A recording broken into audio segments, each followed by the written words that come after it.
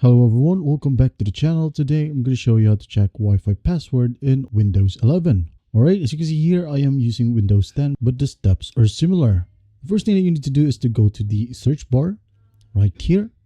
And in your Windows 11, it is located right here at the center. Alright, so go ahead and click on it and type in Control Panel. Alright, until you see this system setting right here, just go ahead and click on it. Alright, now once you're in here, go to Network and Internet.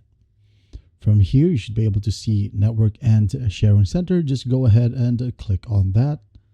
All right. Now, once you're in here, just go ahead and locate your Wi-Fi. All right. If you're both connected to Ethernet and Wi-Fi, you should be able to see the Wi-Fi listed below. All right. Just go ahead and click on that. A window will pop up. All right. Just go ahead and click on Wireless Properties. Another window will pop up. Now, in here, just go ahead and go to Security tab. All right. As you can see here, network security key is listed. If you want that to show, just go ahead and click on show characters. All right. And that's basically it. I hope this video helps, and please don't forget to share this video to your friends. And if you find this video helpful, please leave a like and subscribe. Thank you for watching. Goodbye.